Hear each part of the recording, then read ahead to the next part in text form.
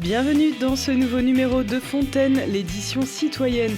Cette semaine, la ville a accueilli comme il se doit ses nouveaux arrivants au cours d'une visite guidée et d'une rencontre avec les services majeurs de leur commune. Et puis la radio à l'honneur, les collégiens sont invités à s'écouter pour mieux se comprendre grâce à un atelier en collaboration avec la médiathèque Paul-Éluard. Enfin, nous ferons le tour des prochains temps forts à Fontaine dans l'agenda.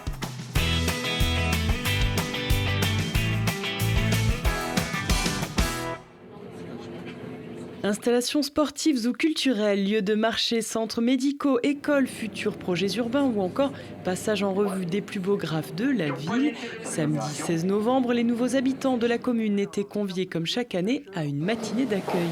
J'ai le plaisir de souhaiter la bienvenue à notre bonne ville de Fontaine. Ce matin, nous accueillons les nouveaux arrivants, les nouveaux habitants de la ville de Fontaine.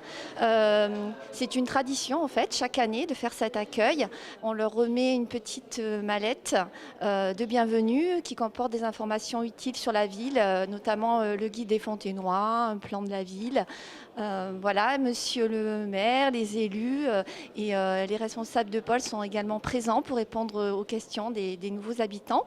Ils vont ensuite partir faire un tour de la ville, un petit parcours en car pour leur présenter les équipements. Et nous allons maintenant en direction de la place Louis Maisonnat, ancien député maire de Fontaine. C'est là que nous avons que nous appelons le projet Cœur de Ville. Lorsque les habitants font le tour en car, ils peuvent aussi poser des questions aux responsables de pôle de la ville et aux élus qui sont dans le car avec eux. Donc ça permet d'approfondir leur connaissance des structures. Et bien sûr, et de créer du lien avec l'ensemble du personnel et puis des élus de la ville de Fontaine. Cette année, on a pu recenser environ 140 nouveaux habitants, mais il se peut qu'il y ait des personnes dont on n'ait pas connaissance dans le fichier parce que c'est les personnes qui ont fait la démarche de faire un changement d'adresse. Voilà. On a aussi essayé de toucher les gens via notre magazine municipal ou via notre site internet, notre Facebook. Et des gens se sont aussi manifestés de manière spontanée. Voilà, on a quelques personnes là aujourd'hui qui avaient raté la session 2018 qui se sont manifestées. Donc c'est avec plaisir qu'on les accueille également. Alors vous êtes où vous ? Alors, nous on est alors Boulevard Joliot-Bon, on est par là. Attendez, non, il va plus loin. Une fois bien révisé le plan de la ville, n'oubliez pas de vous rendre sur le site internet ville-fontaine.fr. Vous y trouverez la plupart des informations nécessaires à une bonne installation.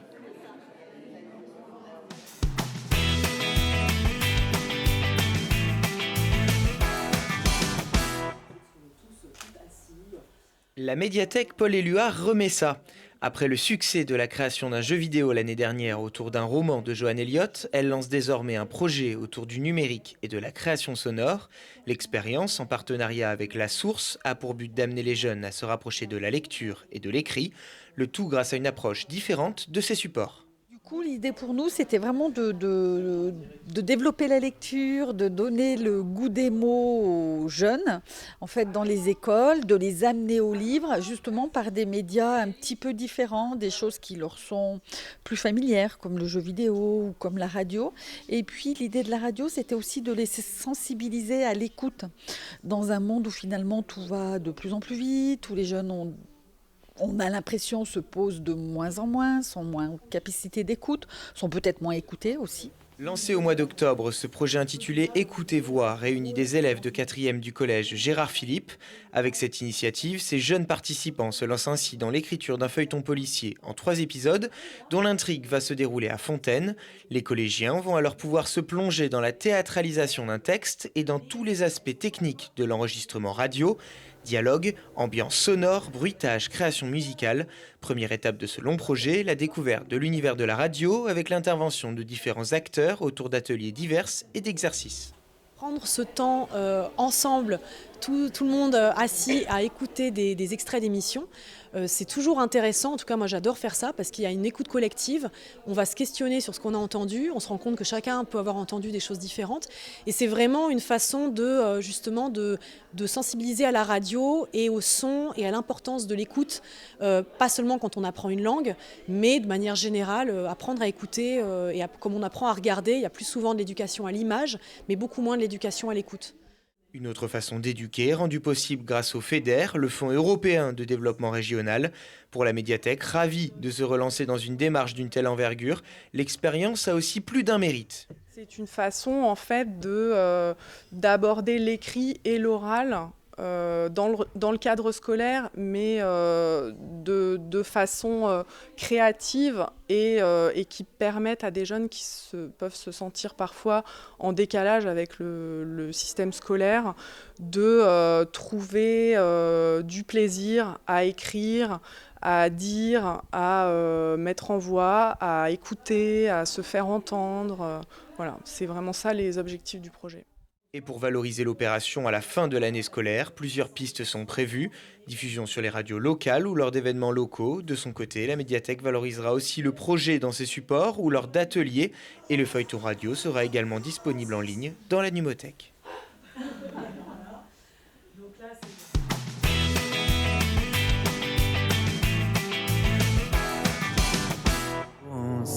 Je me souviens de savantes mains de bourreau.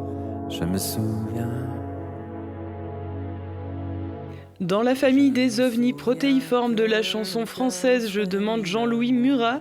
4 décennies, 30 disques et des collaborations qui vont de Jeanne Chéral à Indochine, de Carla Bruni à Julien Clerc. N'essayez pas de l'étiqueter, venez plutôt l'écouter sur la scène de la Source. Ça se passe jeudi 21 novembre à 20h30. Je me souviens du parfait vassal que j'étais, pensant à voix basse, pourquoi veut-elle me tuer ?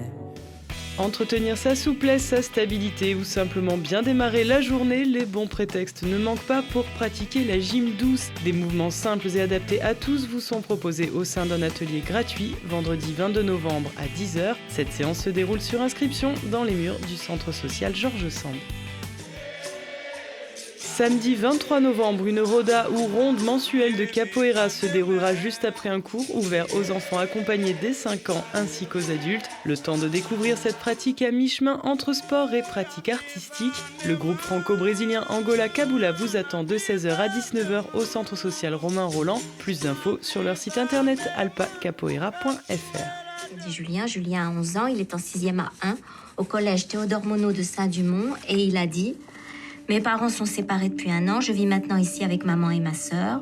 On va fêter les 18 ans de ma sœur à la salle des fêtes de Vial.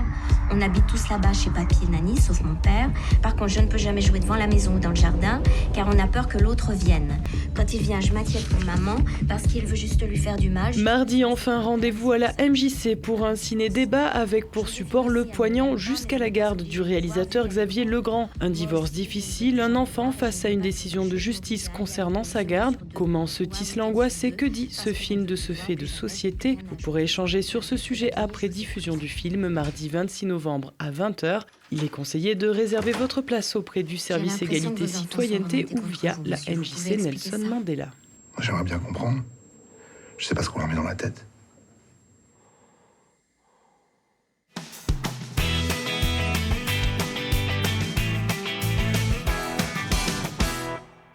Et on se quitte avec la photo de la semaine. L'association des Amis de la Fondation pour la mémoire de la déportation, accompagnée de nombreux citoyens, ont déposé des gerbes devant la plaque du souvenir du 11 novembre 1943, rappelant la mémoire des personnes arrêtées puis déportées pour avoir célébré l'armistice du 11 novembre 1918 malgré l'occupation nazie. Un temps fort pour la mémoire à Fontaine.